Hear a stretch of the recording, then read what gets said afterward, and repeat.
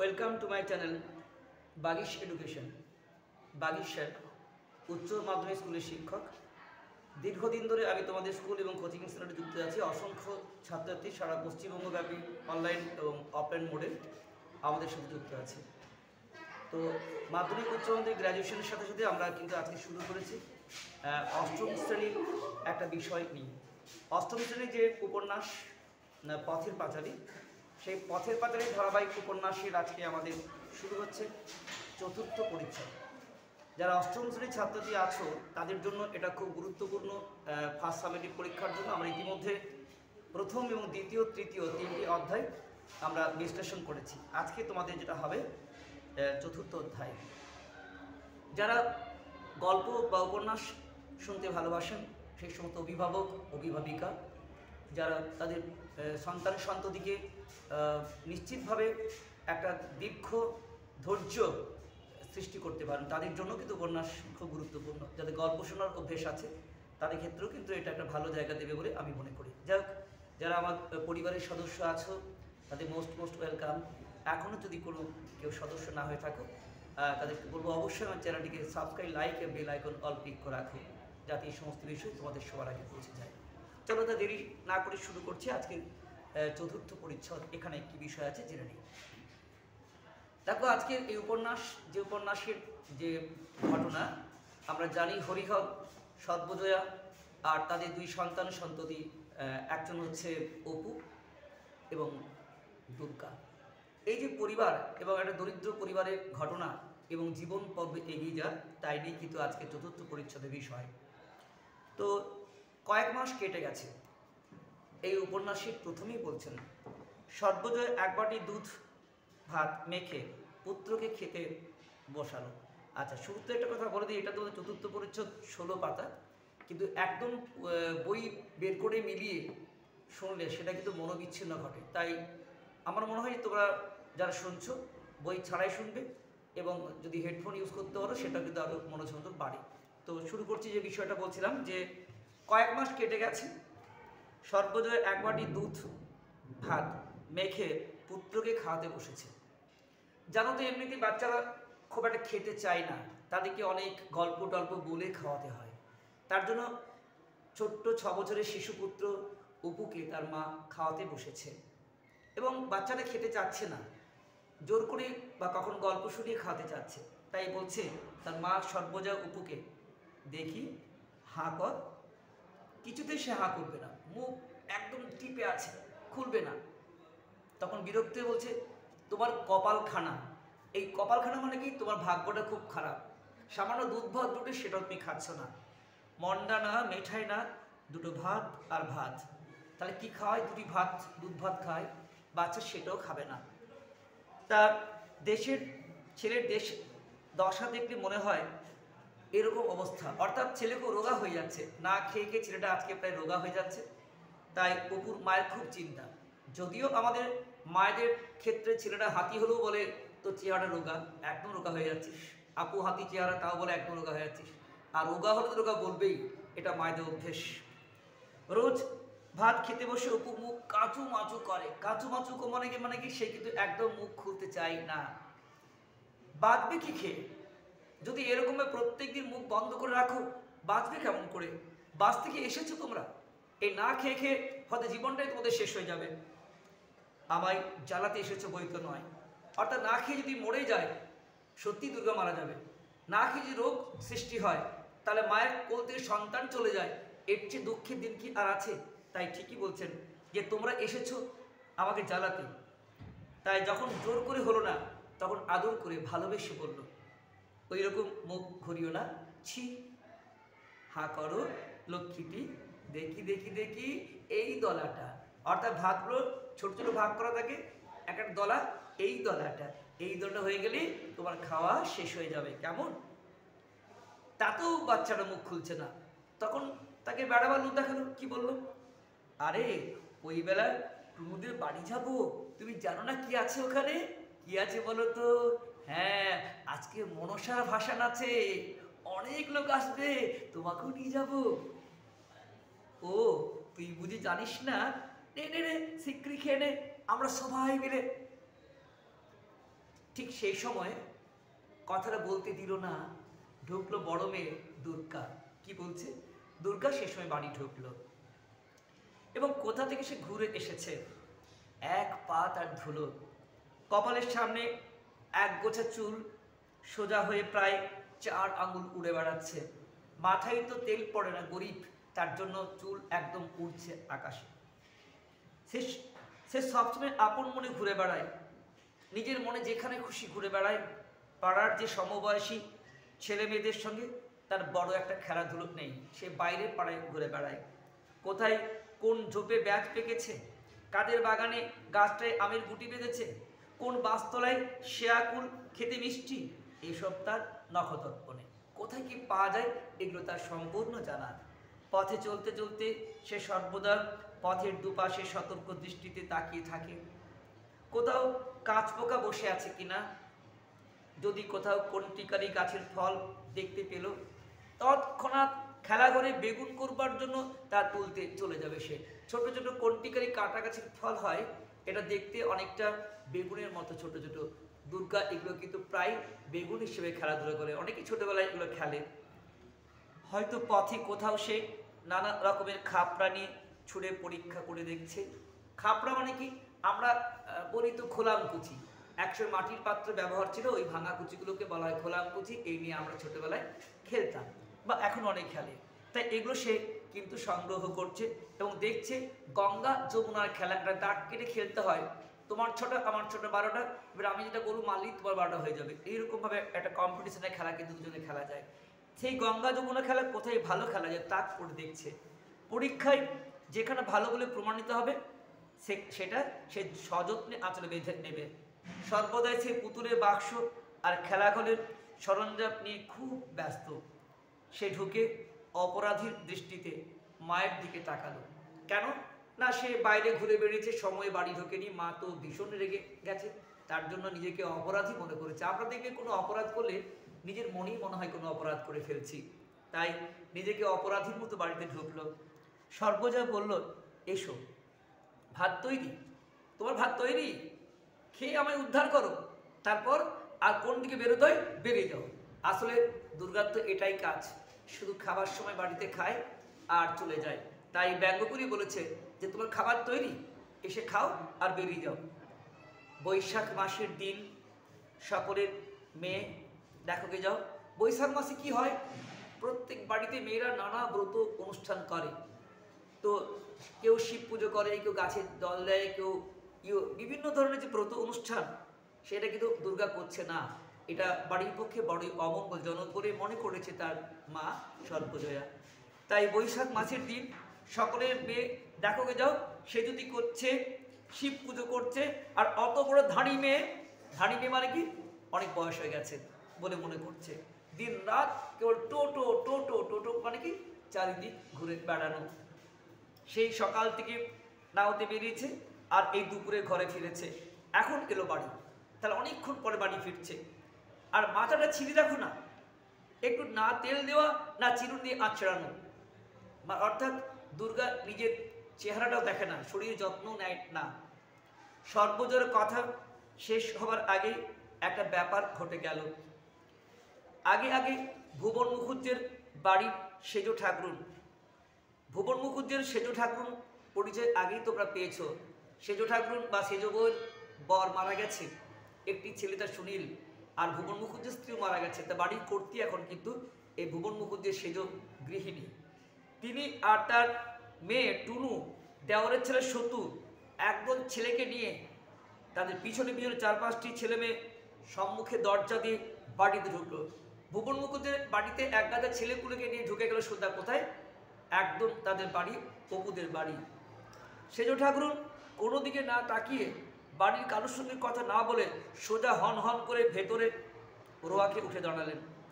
নিজের ছেলের দিকে ফিরে বললেন, কই নিয়ে আয় তো, বের কর তো পুতুলের বাক্স দেখি। এ বাড়ির কেউ কোনো কথা বলার আগেই টুনু ও সতু দুজনে মিলে দুর্গার টিনের পুতুলের বাক্সটা ঘর থেকে বের করে এনে রোয়াকে নামালো। অর্থাৎ এটা প্রি প্ল্যান, পূর্ব পরিকল্পনা। তাই সতু এবং ওরা জানতো, ওরা জোর করে ঢুকিয়ে রেখেছিল। পুতুলের বাক্সের মধ্যে টুনু এবং সতু দুজনে মিলে কি করলো, দুর্গা টিনের পুতুলের বাক্সটা ঘর থেকে বের করে রোয়াকে আনলো। টুনু বাক্স খুলে খানিকটা খোঁজার পর একটা ছড়া পুতির মালা বের করলো। অর্থাৎ দুর্গা পুতির মালা চুরি করে এনেছে। এই দেখো মা, সেই মালাটা সেদিন যে খেলতে গিয়েছিল সেদিন চুরি করে এনেছে। কে চুরি করে এনেছে? দুর্গা। বাড়িতে এসে এরা প্রমাণ করে দিল দুর্গা নাকি চুরি করেছে। শুধু বাক্সের একটা কোণ সন্ধান করে গোটা কতক আমের গুটি বের করে দিল। দেখো, আম যখন গুটি অবস্থায় পড়ে যায় এগুলো কোনো কাজে লাগে না, রাস্তায় পড়ে যে কেউ কুড়িয়ে আনতে পারে খেলার জন্য, এটা কোনো অপরাধ নয়। তবু কিন্তু তাকে জোর করে প্রতিপন্ন করলো, কারণ চিন্ত তাদের গাছের আমের কুড়ি কেমন হয়। এই দেখো জেঠিমা, আমাদের সোনামুখী গাছের আম পেড়ে এনেছে। সোনামুখী গাছের গুটিগুলো কিন্তু একদম চিহ্নিত, তখন চেনা যায়। ব্যাপারটা এত হঠাৎ হয়ে গেল, বা এদের গতিবিধি এবাড়ির সকলের কাছে এত রহস্যময় মনে হলো যে এতক্ষণ কারো মুখ দিয়ে কোনো কথা বের হলো না। হঠাৎ করে ঘরে ঢুকে যা দুর্গাকে চোর বলে প্রতিপন্ন করা, প্রমাণ করা, এটা আকস্মিকভাবে হঠাৎ ঘটে গেল না। এতক্ষণ পরে সর্বজয়া কথা খুঁজে পেল না, কি বলবে সে।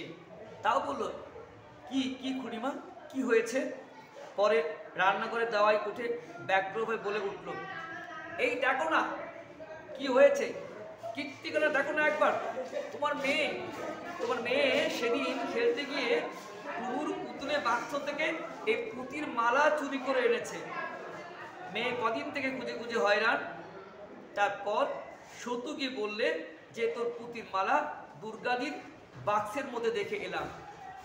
দেখো একবার কাণ্ড, তোমার মেয়ে কম নাকি? চোর, চোরের বেহদ্দ চোর। আর এই দেখো না, বাগানে আমগুলো গুটি পড়তে সায় দেয় না, চুরি করে এনে বাক্সে লুকিয়ে রেখেছে। তার মানে হচ্ছে সে আমের গুটিগুলো চুরি করে বাক্সের মধ্যে রেখে দিয়েছে। যুগপৎ মানে একসঙ্গে দুই চুরির অতর্কিতায় আড়ষ্ট হয়ে দুর্গা পাঁচিলের গায়ে ঠেস দিয়ে দাঁড়িয়ে ঘামছিল।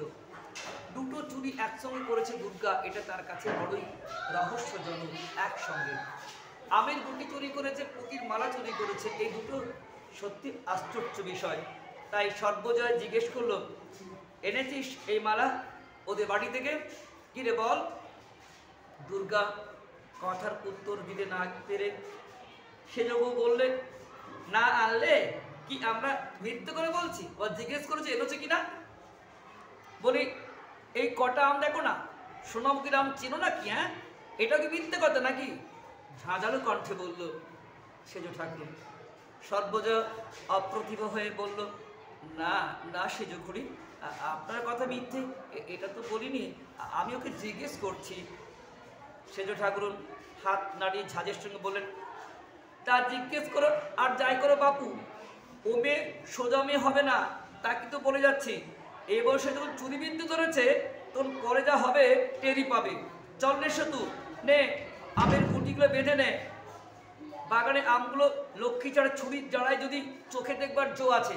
লক্ষ্মী ছাড়া ছুরিকে দুর্গা, বয়স বেড়েছে, আমের গুটিগুলো রাস্তায় পড়ে থাকে, এটা চুরি করে আনছে। তার জন্য তাকে চোর বলে প্রতিপন্ন করে গেল। অপমানে দুঃখে সর্বজয়ার চোখে জল এলো। সে ফিরে দুর্গা রুক্ষ চুলের গোছা টেনে ধরে ডাল ভাত মাখা হাতেই দুধ দূর করে তার পিঠে কিলের পর কিল, চড়ের পর চড় মারতে মারতে বলল, আপদ বালায় একটা প্রত্যেকে এসে জুটেছে, মোলেও এ আপদ চুকে যায়। মোরো যে বাঁচি, হাট ফুটার বেরিয়ে যায়, দূর হয়ে যায় এক্ষুনি। অর্থাৎ ভীষণ চুলে মুঠি ধরে মারতে মারতে সর্বজয়া তার মেয়ে দুর্গাকে তাড়িয়ে দিল। দুর্গা মার খেতে খেতে ভয়ে খিড়কির দরজা দিয়ে ছুটে বেরিয়ে গেল। তার ছেঁড়া রুক্ষ গোছা দু একটা এখনো সর্বজয়ার হাতের মধ্যে রয়েছে। অপু খেতে খেতে অবাক হয়ে সমস্ত ব্যাপারটা দেখছিল। দিদি পুতির মালা চুরি করে এনেছিল কিনা তা সে জানে না। পুতির মালা সে এর আগে কখনো দেখেনি কেন, কিন্তু আমের গুটি যে চুরির জিনিস নয় তা সে ভালো করেই জানে। কিন্তু কাল বিকেলে দিদি তাকে সঙ্গে করে কুমুদের বাগানে আম কুড়োতে গিয়েছিল। সোনামুখীর তলায় এই আমগুলো পড়েছিল, গাছ থেকে কিন্তু পারেনি, দিদি কুড়িয়ে নিয়েছিল, সে ভালো করে জানে। কাল থেকে অনেকবার দিদি বলেছে, এই অপু এবার সে আমের গুটিগুলো জারাবো মানে কি নুন তেল দিয়ে মাখানো হয়, কেমন তো। কিন্তু মা অসুবিধাজনকভাবে বাড়ি উপস্থিত থাকার জন্য উক্ত প্রস্তাব আর কার্যে পরিণত করা সম্ভব হয়নি। মা এসে পড়ে নুন তেল চুরি করে, আর আম জারাবার কাজটা হয়ে ওঠেনি। কিন্তু দুর্গা বলেছেন দিদি যে আমগুলো কুড়িয়ে নিয়েছে, দেখেছেও সে। আম কিন্তু মোটেই দুর্গা চুরি করেনি। পুতির মালাটা অপু জানে না, কিন্তু অপু এটা নিশ্চিত যে তার দিদি দুর্গা কখনো আম চুরি করতে পারে না, এটা নিজের চোখে দেখা। দিদি অত্যন্ত আশার জিনিস, আমগুলো এইভাবে নিয়ে চলে গেল। তার উপর দিদি এমনভাবে মারও খেলো। দিদি চুল ছিঁড়ে দেওয়ায় মায়ের ওপর তার একটা প্রচণ্ড রাগ বা অভিমানও হলো। যখন তার দিদি সামনে রুক্ষ চুলের এক গোছা খাড়া হাতে বাতাসে পড়ে, তখন কি জানি কেন দিদির ওপর তার কোথায় যেন একটা মায়া হয়ে গেছে। কেমন যেন মনে হয় সত্যি আমার দিদির কেউ নেই, সে যেন একা, কোথা থেকে এসেছে, তার কোনো সাথী নেই, সে সম্পূর্ণ একা। কেবলই মনে হয় কেমন যেন দিদির সব দুঃখ সে বড় হয়ে খুঁজিয়ে দেবে, সকল অভাব পূরণ করে তুলবে। তার দিদিকে সে এতটুকু আর কষ্ট পেতে দেবে না। খাওয়ার পরে অপু মায়ের ভয়ে ঘরের মধ্যে বসে পড়তে বসলো, কিন্তু তার মন থেকে থেকে কেবলই যেন বাইরে ছুটে গেল। বেলা একটু পড়লে সে টুনুদের বাড়ি, পটলিদের বাড়ি, ন্যাড়াদের বাড়ি, একে একে সকল বাড়ি খুঁজে এলো। দিদি কিন্তু কোথাও নেই। রাজকৃষ্ণ পালিতের স্ত্রী ঘাট থেকে যখন জল আনতে গিয়েছিল, তাকে জিজ্ঞেস করলো, জেঠিমা আমায়, আমার দিদিকে তোমরা কেউ দেখেছ? সে আজ না ভাত খায়নি, কিচ্ছু খায়নি, মা তাকে বড্ড মেরেছে, মার খেয়ে কোথায় পালিয়ে গেছে জেঠিমা। বাড়ির পাশের পাশ দিয়ে যেতে যেতে ভাবল, বাঁশ বাগানে সে যদি বসে থাকে। সেদিকে গিয়ে সমস্ত খুঁজলো, কিন্তু বাঁশ বাগানে কোথাও দিদিকে দেখা গেল না। সে খিড়কি দরজা দিয়ে বাড়ি ঢুকে দেখলো বাড়ি তো এখনো আসেনি। তার মা বোধহয় ঘাটে কি অন্য কোথাও গেছে। বাড়িতে বিকেলে ছায়া পড়ে আছে। সামনে দরজার কাছে বাঁশ ঝাড় ঝুঁকে আছে। তার এক গাছা চুল পড়া শুকনো কঞ্চিতে এখনো পরিচিত দরজায় সে লেজগুলো, তার পরিচিত একটা চুল শুকনোর কঞ্চিতে সে পরিচিত ঝুলে পড়া লেজওয়ালা হলদে পাখিটা এসে বসেছে। রোজই সন্ধ্যার আগে সে কোথা থেকে এসে এই বাঁশ ঝোড়ের মধ্যে কঞ্চিকানার উপর বসে, রোজ রোজ রোজ বসে, রোজ দেখে সে পাখির এই সৌন্দর্য। আরও কত পাখি চারিদিকের বনে কিচ কিচ কিচ কিচ করছে। নীলমণি রায়ের পোড়ো ভিটে গাছপালা ঘন ছাওয়াই ভরে গেছে। তার মন হঠাৎ হু হু করে উঠল। কতক্ষণ হলো সেই গিয়েছে, দিদি গেছে, বাড়ি আসেনি, খায়নি, কোথায় গেল দিদি? ভুবন মুখুজ্জের বাড়ির ছেলে মেয়েরা মিলে উঠোনে ছুটোছুটি করে লুকোচুরি খেলছে। সবার কত আনন্দ, পাখিদের কত আনন্দ, দুঃখটা শুধু অপুর একার। রানু তাকে দেখে ছুটে এসে বলল, ভাই অপু এসেছো, ও আমাদের দিকে হবে, এ অপু তুই এদিকে। অপু তার হাত ছাড়িয়ে জিজ্ঞেস করলো, না আমি খেলবো না, আমি খেলবো না রানুদি, তোমরা কেউ দিদিকে দেখেছো? রানু জিজ্ঞেস করলো, দুর্গা কই? না তো, তাকে দেখিনি তো। কেন, বকুলতলায় নেই? বকুলতলার কথাটা তো অপুর মনেই নেই। সেখানে তো দুর্গা প্রায়ই থাকে বটে। ভুবন মুখুজ্জের বাড়ি থেকে সে বকুলতলায় গেল, সন্ধে হয়ে এলো, পুরো সন্ধে হয়ে গেল। বকুল গাছটা অনেক দূর পর্যন্ত জুড়ে ডালপালা ছাড়িয়ে ঝুপসি হয়ে দাঁড়িয়ে আছে। তলাটা পুরো অন্ধকার। একটা বাচ্চা শিশুর পক্ষে সন্ধেবেলায় এটা ভয়ের দিক বই কি।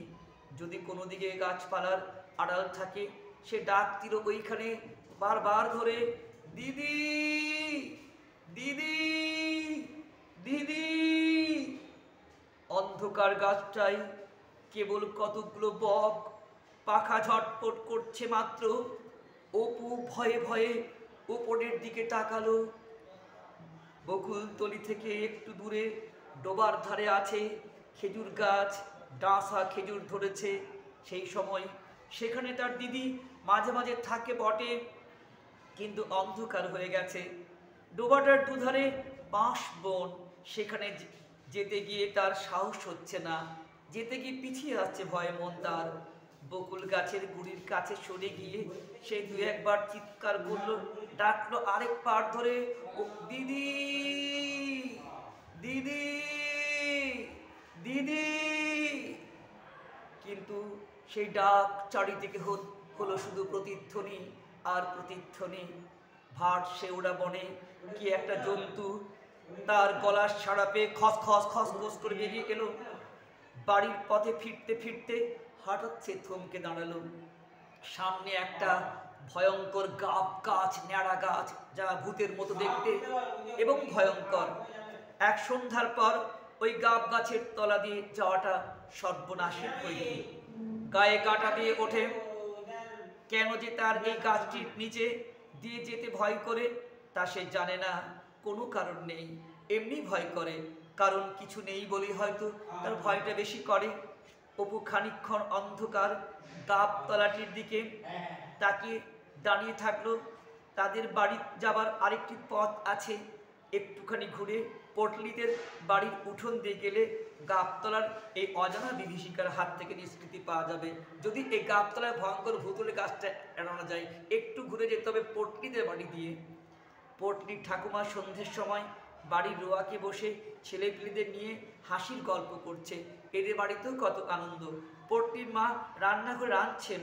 উঠোনের মাচাতলায় বিধু জেলনি দাঁড়িয়ে মাছ বিক্রয়ের পয়সা তাগাদা করতে এসেছেন। গ্রামে বিধু জেলনি বাড়িতে বাড়িতে মাছ দিয়ে যায় সকালবেলায়, সন্ধ্যাবেলায় এসে সে পয়সা আদায় করতে এসেছে। আর অপু বলল দিদিকে খুঁজতে গিয়েছিলাম ঠাকুমা। পল্লী ঠাকুমাকে বলছে বকুলতলা থেকে আসতে আসতে। ঠাকুমা বললেন কেন? আরে দুর্গা তো এই বাড়ি গেল, এই কতক্ষণ যাচ্ছে, ছুটে যা দেখি বোধহয় এখনো বাড়িও পৌঁছয়নি। সে এক দৌড়ে বাড়ির দিকে ছুটল। পিছন থেকে পটলির বোন রাজি চেঁচিয়ে বলল, কাল সকালে আসিস অপু, আমরা গঙ্গা যমুনায় খেলার নতুন ঘর কেটেছি ঢেকসালের পিছনে নিমতলায়। দুর্গাকেও বলিস। চিৎকার করে বললো, কিন্তু অপুর মন এদিকে নেই। অপু ছুটছে নিজের বাড়ির দিকে। এই কথাগুলো কিন্তু এখন অপুর কানে যায়নি। তাদের বাড়ির কাছে এসে পৌঁছে হঠাৎ সে থমকে গিয়ে দাঁড়িয়ে দেখলো দুর্গা আর্তস্বরে চিৎকার করতে করতে বাড়ির দরজা দিয়ে দৌড়ে বেরিয়ে যাচ্ছে। যে দুর্গাকে এতক্ষণ ধরে খুঁজছে দিদিকে, সে দিদি আবার চিৎকার করতে করতে ঘর থেকে চলে গেল কেন? পিছনে পিছনে তার মা কি একটা হাতে মারতে মারতে তাড়া করে ছুটে যাচ্ছে। দুর্গা সেই ভয়ঙ্কর গাবতলার দিকে ওরা অন্ধকার রাত্রিতে ছুটে যাচ্ছে। মা দরজা দিয়ে ছুটে পিছনে চেঁচিয়ে বলতে, যাও, বেরিয়ে যাও, এই জন্মের মতো চলে যাও, আর কখনো যেন বাড়ি ঢুকতে না হয়। বালাই আপদ চুকে যাক, একবারে ছাতিম তলায় তোমায় দিয়ে আসবো। ছাতিমতলা মানে শ্মশান, মহা শ্মশান। মা তার মেয়ের মৃত্যু কামনা করছে। আর রাত্রিবেলায় একটা মেয়েকে অন্ধকার গাবতলা শ্মশানের দিকে ছুটে চলে যা, এটা কি ভয়ঙ্কর অবস্থা। অপু চিন্তা করে তার একদম হাত পা ঠান্ডা হয়ে গেল। অপু জানে ছাতিমতলায় গ্রামের মহা শ্মশান। অপুর সমস্ত শরীর যেন জমে পাথরের মতো আড়ষ্ট ও ভারী হয়ে গেল এই কথা ভেবে। তার মা সবেমাত্র ভেতরে বাড়িতে ঢুকে মাটির প্রদীপটি রোয়াকের ধার রেখে উঠে আসছে। সে পা টিপে টিপে বাড়ি ঢুকছে। তার মা তার দিকে তাকিয়ে বলল, এই তুমি আবার এত রাত পর্যন্ত কোথায় ছিলে? মোটে তুমি ভাত খাওনি? অপুকে পর্যন্ত তার মা বকছে। বোঝা যাচ্ছে মা খুব ভয়ঙ্কর রেগে আছে। তার মনে নানা প্রশ্ন জাগছিল। দিদি আবার মার খেলো কেন? সে এতক্ষণ কোথায় ছিল? দুপুরবেলা দিদি কি খেলো? সে কি আবার কোনো জিনিস চুরি করে এনেছে? কিন্তু ভয়ে কোনো কথা না বলে সে কলির পুতুলের মতো মায়ের কথা মতো কাজ করে ঘরের মধ্যে ঢুকলো। ভয়ে ভয়ে প্রদীপটি উস্কে নিজের ছোট্ট বইয়ের দপ্তরটি বের করে পড়তে লাগলো। সে পড়ে মোটে তৃতীয় ভাগ, কিন্তু দপ্তরে আছে দুখানা মোটা মোটা ভারী ইংরেজি বই, কবিরাজি ঔষধের তালিকা, একখানি পাতা ছেঁড়া দাশু রায়ের পাঁচালী। আর এগুলো কিন্তু অপু জানা পড়ে তার চেয়ে কিন্তু মুখস্থ করে নিচ্ছে। মা পড়ে না, বিভিন্ন দাসুরের যে পাঁচালী, 70 রানের পাঁচালী সে বারবার পড়ে, বিভিন্ন সুর অপুকে খুব মুগ্ধ করে। তোমাদের নিশ্চয়ই মহাভারতের সুর শুনেছ। মহাভারতের কথা অমৃত সমান, কাশীরাম দাস কয়ে শুনে পুণ্যবান, এটা তোমাদের পয়ার ছন্দে।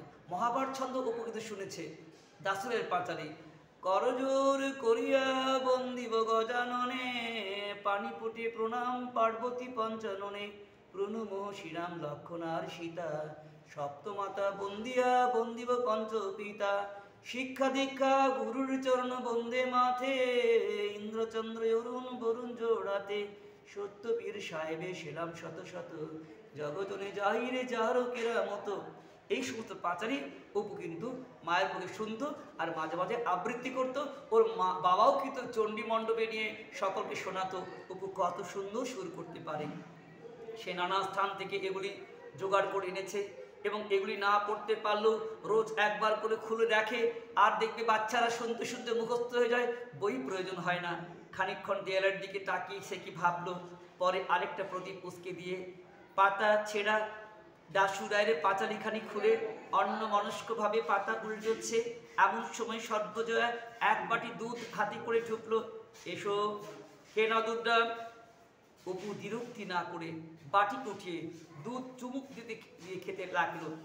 অন্যদিন হলে এত সহজে দুধ খেতে রাজি করানো যেত না অপুকে, কারণ অপু কখনোই দুধ খেতে চায় না। আর আজকে মা এত রেগে আছে, সে কিন্তু রাজি হয়ে গেল। কিন্তু অপুর মন নেই ওই দুধটা খাবার। সর্বজয়া বলল, ও কি, নাও সবটুকু খেয়ে ফেলো, এইটুকু দুধ ফেললে বাঁচবে কেমন করে? অপু বিনা প্রতিবাদে দুধের বাটি আবার মুখে নিল। সর্বজয়া দেখলো সে মুখে বাটি ধরেছে বটে, কিন্তু একটা বিন্দু চুমুক দিচ্ছে না। তার বাটি শুদ্ধ হাতটি এবার থরথর থরথর করে কাঁপতে লাগলো। পরে অনেকক্ষণ পরে ধরে রাখলো, বাটিটা ঠং করে নিচে পড়ে গিয়ে সে ভয়ে কেঁদে দিল। পুরো দুধের বাটি হাত থেকে কাঁপতে কাঁপতে পড়ে গেল। সর্বজয়া আশ্চর্যে বলল, কি হলো, কি হয়েছে? তুই জিভ কামড়াচ্ছিস কেন? হাত থেকে বাটি পড়ে যাওয়ার পর সে জিভ কামড়াচ্ছে, কাঁদছে। তার যন্ত্রণাটা মাকে বলতে পারছে না ভয়ে। অপু মায়ের কথা শেষ হওয়ার সঙ্গে সঙ্গে ভয়ের বাঁধ না মেলে ডুকরে ডুকরে কেঁদে কেঁদে বলল, দিদির জন্য বড্ড মন কেমন করছে মা। ভয়ে কেঁদে ফেললো, সত্যি কথাটা বলে দিল। সর্বজয়া অনেকক্ষণ, অল্পক্ষণ মাত্র চুপ করে বসে বসে পরে সরে এসে ছেলের গায়ে মাথায় হাত বুলোতে বুলোতে শান্ত সুরে বলল, কেঁদো না, অমন করে কেঁদো না। ওই পট্টিদের কি নাড়াদের বাড়ি ও হয়তো বসে আছে। কোথায় যাবে অন্ধকারে? কম দুষ্টু মেয়ে নাকি? সেই যে দুপুরবেলা বেরোলো, সমস্ত দিনের মধ্যে আর চুলের টিকি দেখা গেল না। না খাওয়া না দাওয়া, কোথায় পাড়ায় পাড়ায় পালিতদের বাগানে বসেছিল। আমি খবর পেয়েছি, ওর মা বলল অপুকে, পালিতদের বাগানে বসেছিল আর সেখানে বসে কাঁচা আম আর জামরুল খেয়েছে। জানো তোমার দিদির কীর্তি, এখনই ডাকতে পাঠাচ্ছি, কেঁদো না, এরকম করে কাঁদতে নেই। পরে সে আঁচল দিয়ে ছেলের চোখের জল মুছিয়ে দিয়ে বাকি দুধটুকু খাবার জন্য বাটি তার মুখে তুলে ধরলো, আদর করে ভালোবেসে কিন্তু এবার দিল। এবার কিন্তু অপু খেতে শুরু করলো। বললেন, নাও হা করো দেখি, লক্ষ্মীটি সোনাটি উনি এলে ডেকে আনবেন এখন। এই যে আশ্বাসটা পেল যে উনি বলতে কে, অপুর বাবা কে, এখানে হরিহর মেয়েকে ডেকে আনবেন, এই আশ্বাসটা পেয়ে অপুর মনটা শান্ত হলো।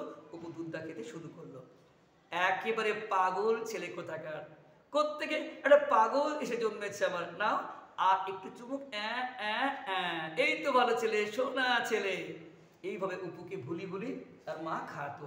আসলে দিদির প্রতি অপুর একটা ভীষণ মমতা হয়ে গিয়েছিল। এটা কিন্তু এই উপন্যাসে তোমরা বারবার পাবে। রাত অনেক হয়েছে। উত্তরের ঘরের তক্ত বসে অপু দুর্গা শুয়ে আছে। অপুর পাশে তার মায়ের শোবার জায়গাটা এখন খালি আছে, কারণ মা এখনো রান্না করে কাজ সেরে উঠতে পারেনি। তার বাবা খাওয়া দাওয়া সেরে পাশের ঘরে বসে তামাকের ভুড়ভুড় করে নেশা করছেন, ধূমপান করছেন। বাবা বাড়ি এসে দুর্গাকে পাড়া থেকে খুঁজে এনেছেন। বাড়িতে এসে পর্যন্ত দুর্গা কারোর সঙ্গে কোনো কথা বলেনি, অভিমানবশত খাওয়া দাওয়া সেরে এসে চুপ করে বসে আছে। অপু দুর্গার গায়ে হাত দিয়ে জিজ্ঞেস করলো, দিদি, এই দিদি, এই দিদি, মা কি দিয়ে তোকে মেরেছিল রে সন্ধ্যাবেলায়? তোর চুল ছিঁড়ে দিয়েছে। এখনো কিন্তু দুর্গার মুখে কোনো কথা নেই। সে আবার বলল, এই দিদি, আমার প্রতি রাগ করছিস কেন? আমি তো কিছু করিনি, তুই আমার সঙ্গে কথা বলছিস না কেন? দুর্গা আস্তে আস্তে বলল, না বই কি, তোর সঙ্গে রাগ তো করবই। কেন রে? সতু কি করে টের পেল যে পুতির মালা আমার বাক্সে আছে? তুই নিশ্চয় বলেছিস। অপু প্রতিবাদের উত্তেজনায় বলল, না না দিদি, সত্যি বলছি, আমি তো গা ছুঁয়ে বলছি। দিদি, আমি তো দেখাইনি, আমি জানি না যে তোর বাক্সে এই পুতির মালাগুলো ছিল। কাল না সতু বিকেলবেলায় এসেছিল, জানিস তো, ওর সেই বড় বড় সে রাঙা ভাটাটা নিয়ে আমরা খেলছিলাম না। তারপর বুঝলি দিদি, সতু না তোর পুতুলের বাক্স খুলে কি দেখছিল। আমি বললাম, ভাই দিদির বাক্সে হাত দিও না, দিদি আমাকে বকে। সেই সময় দেখি নিচে বোধহয়, বুঝলি, আমি কিন্তু সত্যি জানতাম না যে তোর বাক্সে ওই পুতির মালা আছে। তুই মার খাস, কষ্ট পাস, এটা আমি চাই না রে। পরে সে দুর্গার গায়ে হাত তুলি বলল, দিদি, এই দিদি, খুব লেগেছে না রে?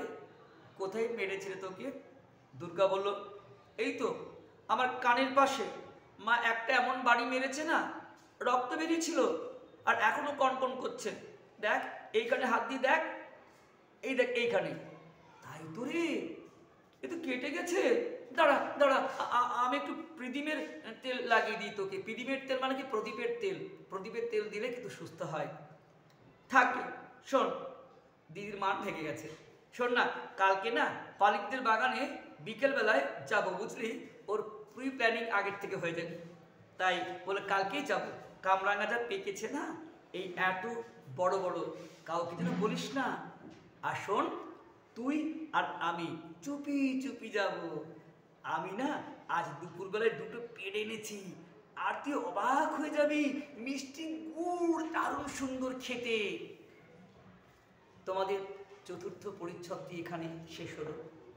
অবশ্যই তোমরা কমেন্টে জানিও এই উপন্যাস তোমাদের শুনতে কেমন লাগছে।